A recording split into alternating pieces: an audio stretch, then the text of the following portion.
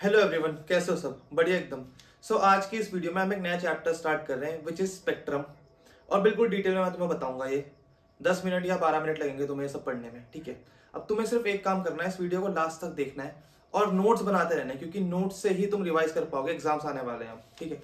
चलो बिना time waste करें स्टार्ट करते हैं पढ़ना। हेडिंग डालो स्पेक्ट्रम, स्पेक्ट्रम। और चलो चलते हैं एक स्टोरी टाइम पे, ठीक है। अब बहुत पुराने टाइम की बात है, एक साइंटिस्ट थे। Long time ago there was a scientist named sir Isaac Newton, ठीक है। नाम तुमने सुना ही होगा, बहुत फेमस है ये साइंस के वर्ल्ड में, ठीक है।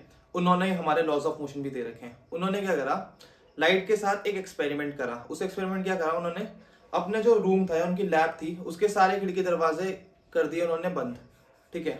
कार्डबोर्ड लगा के बंद कर दिया, ऐसे बंद कर दिए कि अंदर लाइट आ ही ना पाए।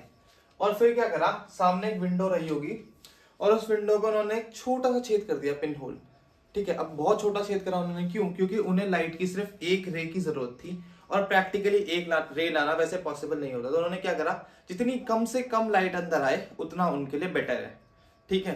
चलो, और अंदर उन्होंने रूम डार्क क्यों रखा? अब अंदर वो बल्ब जला देंगे अगर, तो उन्हें वो लाइट दिखेगी नहीं। देखनी भी तो है लाइट अंदर आने के बाद कि हाँ भाई कहाँ जा रही है। इसलिए उन्होंने रूम डार्क रखा कि उन्हें जो बारीक सी बीम थी लाइट की वो विजिबल हो जाए। चलो, तो ये उनकी विंडो, विंडो है ना, ये बाहर सनलाइट। विंडो पर उन्होंने क्या करा, बहुत छोटा अपर्चर, वेरी स्मॉल होल या अपर्चर। अपर्चर मतलब क्या होता है? ओपनिंग। देखो इंग्लिश की वोकैबुलरी बढ़ाओ अपनी। छोटी सी ओपनिंग को ही हम क्या बोलते हैं? अपर्चर, ठीक है। चलो, अब यहां से लाइट अंदर आई। अब जब लाइट अंदर आई तो उन्होंने क्या करा, लाइट को एक प्रिज्म से टकराया, ठीक है।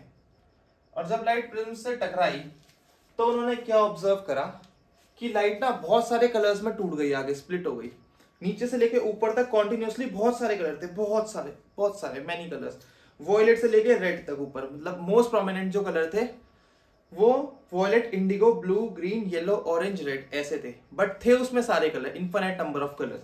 तो लाइट स्प्लिट हुई कैसे? देखो, ऐसे, फिर ऐसे, फिर ऐसे, फिर ऐसे, फिर ऐसे, फिर ऐसे, फिर ऐसे, ठीक है। कलर्स क्या क्या थे? Violet, indigo, blue, green, yellow, orange, red. तो ये क्या है? Violet, indigo, blue, green, yellow, orange, red. Violet मिट गया यार मेरा, वॉयलेट। चलो, अब ये कलर उन्होंने देखने के लिए क्या करा, यहाँ पे एक स्क्रीन लगाई, व्हाइट स्क्रीन, व्हाइट स्क्रीन। अब ये फोन वाली स्क्रीन नहीं, एक पेपर लगा दिया, कपड़ा रख दिया व्हाइट कलर का, कुछ भी ऐसा रख दिया। अब जो कलर्स दिखे उन्हें नीचे से लेके ऊपर तक, अलग अलग कलर्स, बहुत सारे इन्फिनिट कलर्स, इसी को उन्होंने क्या नाम दिया? स्पेक्ट्रम। ये जो कलर्स हैं इसी को उन्होंने नाम दिया स्पेक्ट्रम। स्पेक्ट्रम मतलब क्या होता है? वैरायटी। बहुत सारी लाइट की वैरायटी है ना, या वॉयलेट से लेकर रेड तक, जो बेसिकली मोस्ट प्रोमिनेंटली दिख रहे थे हमें। चलो, ये तो हो गया हमारा स्पेक्ट्रम। और अब जो ये पूरा फिनोमेना हुआ, लाइट का अंदर आना, प्रिज्म से टकराना और बहुत सारे कलर्स में स्प्लिट होने जाना, इसको हम बोलते हैं डिस्पर्जन। डिस्पर्जन। चलो, अब देखो, जिस टाइम ये एक्सपेरिमेंट हुआ उससे बहुत टाइम पहले रिफ्रैक्शन के बारे में पता चल गया था। उन्होंने जब प्रिज्म तक पहुंच गए, वो प्रिज्म उन्हें पता चल गया क्या होता है। तो उन्हें ये तो पता ही होगा कि रिफ्रैक्टिव इंडेक्स क्या होती है। रिफ्रैक्टिव इंडेक्स कलर के साथ वेरी कैसे करती है, वेवलेंथ के साथ वेरी कैसे करती है। वो तो न्यूटन थे ना, जगत गुरु ऑफ साइंस, है ना। तो उन्हें ये तो पता था कि रिफ्रैक्टिव इंडेक्स क्या होती है, कैसे वेरी करती है। और उस टाइम पे रिफ्रैक्टिव इंडेक्स को रिफ्रैंगेबिलिटी बोलते थे।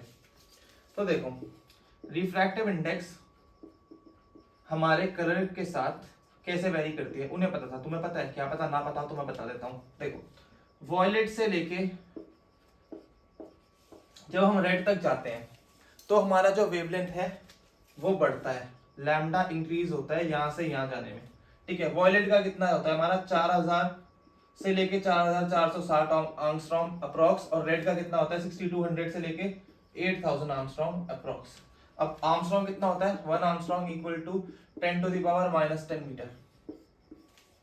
ठीक है, चलो अब जब इधर से इधर हम जा रहे हैं तो हमारा वेवलेंथ इंक्रीज हो रहा है। ठीक है, अब जब वेवलेंथ इंक्रीज होता है तो हमारी जो रिफ्रैक्टिव इंडेक्स वो कम होती है। क्यों? क्योंकि वेवलेंथ और refractive index are inversely proportional. तो जब एक बढ़ेगा दूसरा कम होगा, और जब दूसरा बढ़ेगा तो पहला वाला कम होगा। ठीक है, चलो इधर से इधर जाने में हमारा वेवलेंथ बढ़ रहा है तो इधर से इधर जाने में हमारा रिफ्रैक्टिव इंडेक्स कम होगा। इसका मतलब क्या है, वॉयलेट का सबसे ज्यादा रिफ्रैक्टिव इंडेक्स होगा और रेड का सबसे कम रिफ्रैक्टिव इंडेक्स होगा, और बीच वाले जो होंगे वो लगे होंगे हमारे डिसेंडिंग ऑर्डर में। ठीक है, चलो ये तो अब बात होगी रिफ्रैक्टिव इंडेक्स की कि कैसे वेरी करेगा। रिफ्रैक्टिव इंडेक्स बताता क्या हमें, ये बताता है कि लाइट कितना बेंड करेगी रिफ्रैक्शन होने के बाद। ठीक है, अब सबसे ज्यादा बेंड कौन सी करेगी, वॉयलेट। सबसे कम कौन सी करेगी, रेड। क्यों? क्योंकि वॉयलेट का रिफ्रैक्टिव इंडेक्स सबसे ज्यादा। देखो लैम्डा सबसे कम 4000, तो रिफ्रैक्टिव इंडेक्स सबसे ज्यादा, और रेड का लैम्डा सबसे ज्यादा 6200 से लेकर 8000 तक, सो रिफ्रैक्टिव इंडेक्स सबसे कम। तो वॉयलेट सबसे ज्यादा स्प्लिट करेगी, रिफ्रैक्ट करेगी, रेड सबसे कम रिफ्रैक्ट करेगी। क्या यहाँ ऐसे ही हो रहा है? देखो रेड सबसे कम हो रही है, लाइट किधर जा रही थी, अभी लाइट कुछ ऐसे निकल रही थी हमारी। ठीक है, इसे हटा देता हूं। सबसे कम रिफ्रैक्ट कौन सी, सबसे कम बेंड कौन सी हुई, रेड। और सबसे ज्यादा कौन सी बेंड हुई, वॉयलेट। ठीक है, तो ये बात तो हो गई रिफ्रैक्टिव इंडेक्स की।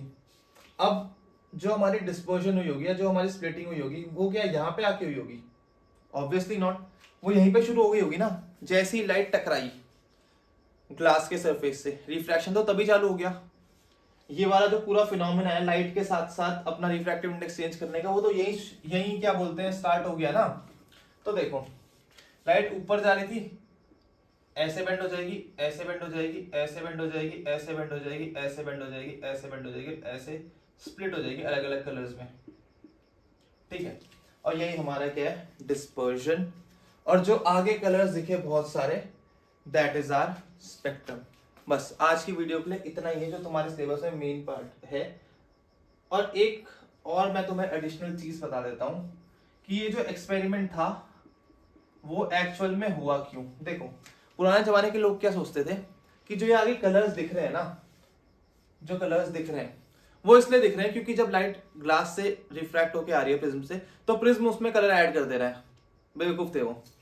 न्यूटन ने क्या बोला, न्यूटन सर ने ये बोला कि नहीं, लाइट जो है sunlight, that is a white light. White light क्या होती है, जिसमें बहुत सारे कलर्स, मतलब सारे कलर्स स्पेक्ट्रम के, एक भी कलर अगर मिसिंग है तो वो व्हाइट लाइट नहीं है।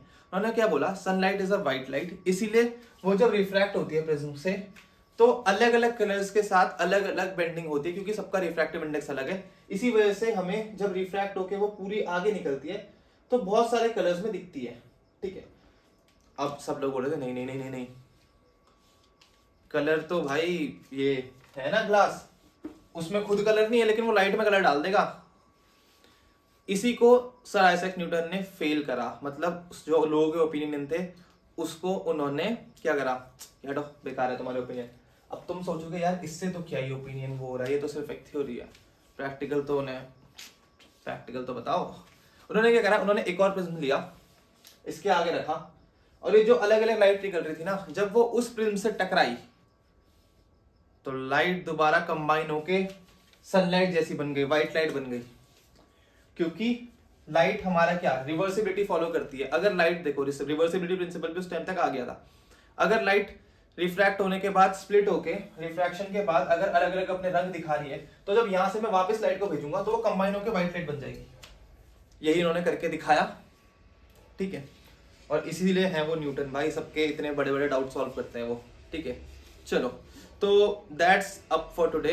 अगर लेक्चर पसंद आया तो सब्सक्राइब कर लो चैनल को, क्योंकि मैं ऐसे ही अपलोड्स करता रहता हूँ। और प्लीज लाइक कर देना अगर सब अच्छा आया और अच्छा लगा और समझ में आया होगा। ठीक है तुम्हें, ओके बाय बाय।